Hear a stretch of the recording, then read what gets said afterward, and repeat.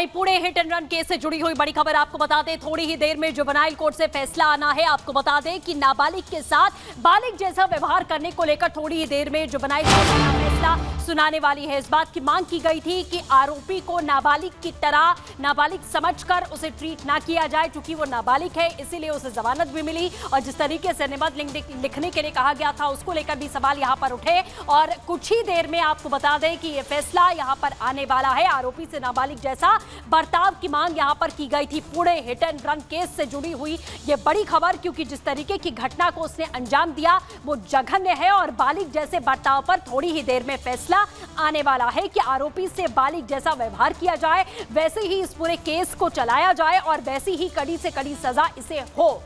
इसकी मांग यहां पर की गई थी, जिसे लेकर जुवेनाइल कोर्ट की तरफ से अब से कुछ ही देर में यह फैसला आने वाला है। देखना होगा कि आखिरकार कोर्ट क्या फैसला इस पूरे मामले को लेकर सुनाती है। नाबालिग की उम्र 17 साल 8 महीने है और अब ये मांग की जा रही है कि नाबालिग ने जो कृत्य किया है, नशे में धुत था, पोर्शे कार चलाते हुए हिट एंड रन की वजह से 2 लोगों की जान चली गई थी।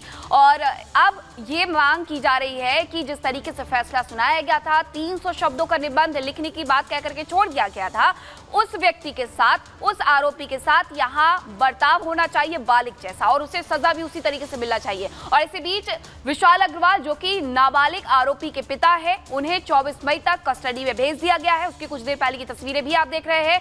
जब यहाँ पुलिस वैन में लेकर के जा रहे थे तो इस वक्त इंक भी गुस्साए हुए लोगों ने फेंकी थी। आपको बता दें कि 19 मई की रात का ये पूरा मामला है। 1:30 बजे के लगभग जब 2 इंजीनियर्स अपने घर को वापस लौट रहे थे, उस वक्त ये बड़ा हादसा हो जाता है।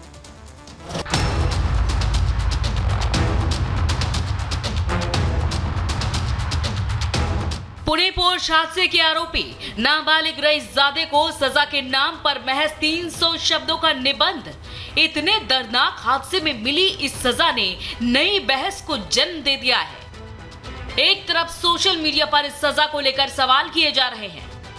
15 घंटे में जमानत और निबंध लिखने की सजा ने नई बहस छेड़ दी है।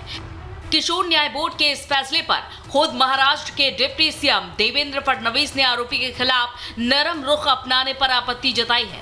साथ ही कहा है कि पुलिस ने आरोपी पर व्यस्त के रूप में मुकदमा चलाने की अनुमति मांगने के लिए हाई कोर्ट का दरवाजा खटखटाया है। वहीं हादसे में अपने घरों के चिराग को खो चुके परिजन न्याय की उम्मीद में हैं। अपनों को खो चुके परिजनों के आंसू नहीं रुक रहे। उनकी एक ही मांग है कि आरोपी के साथ साथ उनके माता पिता को भी सजा होनी चाहिए और सजा ऐसी होनी चाहिए कि एक नजीर बने। मतलब मैं तो यही बोलूँगी कि ऐसा कानून कुछ बनाइए या उसको ऐसी सजा दीजिए कि अगला जो भी बच्चा इस टाइप की हरकत करे तो 100 बार सोचे कि इसके बाद हमारा क्या हाल हो सकता है करके। पुलिस ने आरोपी रईसजादे को जमानत दे दी और उसके बेपरवाह पिता को भी गिरफ्तार कर लिया। लेकिन गिरफ्तारी से बचने के लिए आरोपी के पिता ने एक शातिर प्लान बनाया हुआ था। ये प्लान इतने शातिर तरीके से बनाया गया था कि पुलिस आरोपी के पिता को खोज ही नहीं पाती, लेकिन उसकी गलती ने उसे सलाखों के पीछे पहुंचा दिया। आरोपी कैसे पकड़ा गया बताएंगे, लेकिन पहले देखिए शातिर प्लान।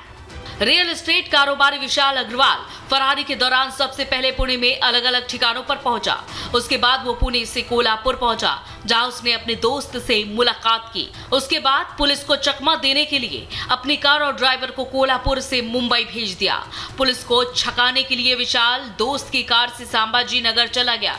आरोपी विशाल ने पुलिस को चकमा देने का खेल अभी भी जारी रखा और परिजनों को बताने की कोशिश की कि वो मुंबई में है। इसके बाद आरोपी ने गुमराह करने के लिए अपना फोन स्विच ऑफ कर दूसरी सिम ले ली ताकि पुलिस उसे ट्रैक न कर पाए। लेकिन पुलिस विशाल की दोस्त की कार में लगी जीपीएस से ट्रैक करती रही। पुणे पुलिस ने technical surveillance, GPS tracking system और सीसीटीवी को खंगाला और आखिरकार संभाजी नगर से उसे गिरफ्तार कर लिया गया। वहीं प्रशासन ने उस बार को भी सील कर दिया जिसमें बैठकर आरोपी ने अपने दोस्तों के साथ शराब पी थी। महाराष्ट्र में शराब पीने की उम्र 25 साल है। ऐसे में नाबालिगों को शराब परोसने के लिए एक बार के खिलाफ भी एक्शन लिया गया।